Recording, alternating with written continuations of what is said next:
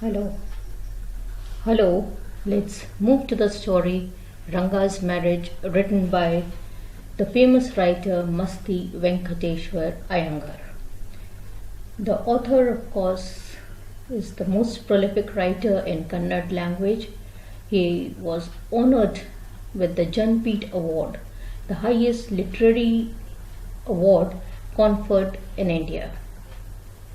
Ranga'S Marriage is a delightful story set in Hossaili village near Mysore.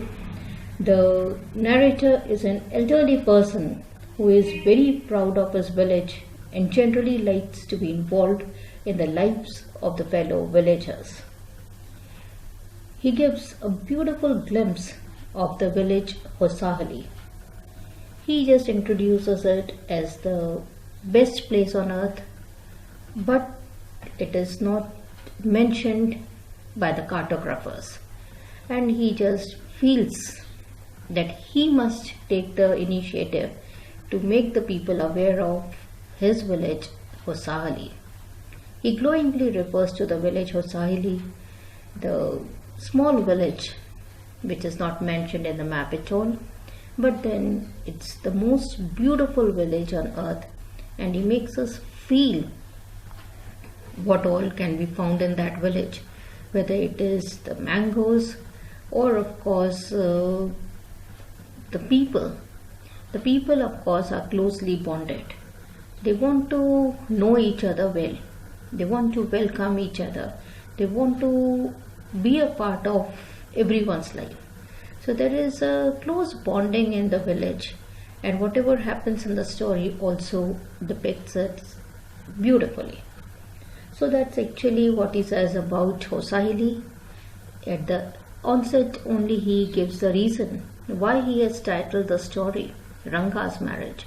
It could be any other fancy title, but he wants to talk about one of the members of the village, and so he has titled the story Ranga'S Marriage, because gradually he takes the initiative, makes Ranga listen to him, and then he initiates everything in such a way that Ranga consents to the marriage.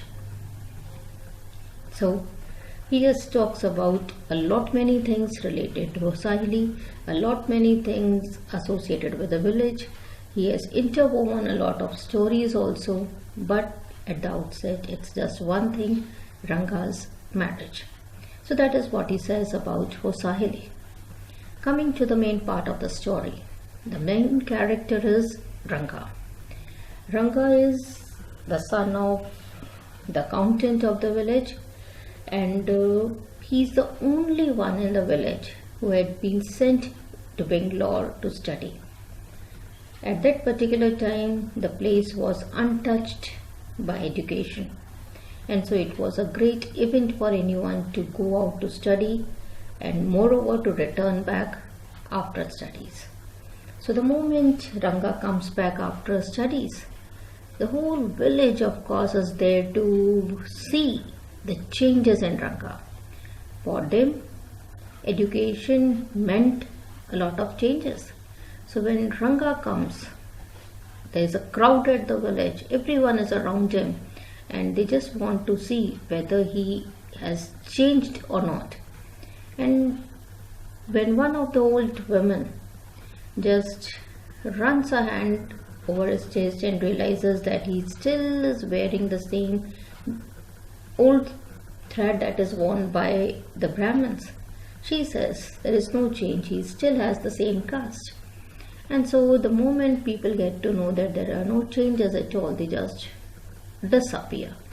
And the writer compares it to the black hole tragedy, wherein nobody knew where the people had gone.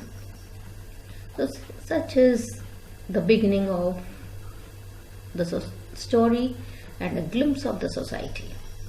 People were not educated. They were far, far away from education, and so the moment they feel that Ranga is the same person, they just vanish. Then, of course, the narrator grew interested in this boy because he found him a highly cultured boy. The way he greets him, the way he bows, the way he touches his feet. When he talks to him, he realizes that he is well-mannered, he is a cultured boy. And somewhere at the back of his mind was the question of marriage. So he just asked Ranga about his views on marriage. And Ranga just shares the opinion that he wants to marry someone who is mature, somebody whom he likes, whom he can admire. And the narrator somehow felt that he won't be able to find a suitable match. So he takes up the responsibility of getting him married. Since the village was closely bonded, everyone wanted to help the other. So the narrator of course realizes that there is a young girl who is an orphan and who stays nearby. She is Ranga'S niece, and he feels that somehow Ranga and Ratna would make a perfect match. So he just calls Ratna at his home, and it was Friday. Maybe they had the custom of singing in praise of Lord, and Ratna knew how to play the musical instruments too. So on one Friday, when Ratna was at the narrator's house and she was singing, he just called for Ranga. And the moment Ranga saw Ratna, he liked her. Gradually, the narrator simply tells Ranga that Ratna is married. And he finds that he is shriveled, he is a bit disappointed. He understood that he might have liked the girl. So he keeps talking to him and he realizes that he's right. And now the question was how to convince Ranga. And so the narrator simply talks to the astrologer, takes him into his confidence, tutors him, tells him what he must say when Ranga comes, and then he takes Ranga to the astrologer. The astrologer was true to his words. He had kept his promise, and he somehow told that something that was perplexing, something that was worrying Ranga was something related to something found in the ocean. It could be called Pachi or Moss or Ratna.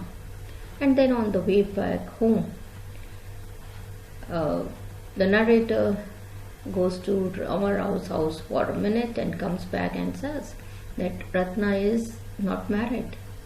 And then of course we get to know that the marriage takes place. Ranga, who wanted to marry a mature girl, marries Ratna, who is not even of the age of marriage. She was not of marriageable age, she was just 11.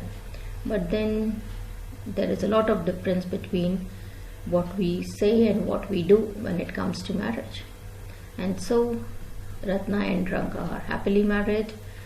They have a son and they name their son after the narrator Rama, because it was because of him that the marriage takes place. So this is a brief view of the story, wherein the author beautifully demonstrates the change in Ranga's opinion when it comes to the issue of marriage. So life is life. The author raises the question of child marriage because it was in vogue at that particular time. And many things can be analyzed later on. We just get to feel the narrator's perception. The narrator talks about the English language. He says that English language is a priceless commodity. But then somehow he feels that a lot of English words have crept in and they have spoiled or adversely influenced the purity of the native languages. And at that particular time when the story was written, it was something which had not intruded properly, but then the language was there to be misunderstood. Then he talks about the astrologers, that astrology is a science, no doubt. There are some famous astrologers, but people are people. Many a times when they want some favors they even win over the astrologers. So a lot of questions are there to think over, but enjoy the story on its own. Thank you.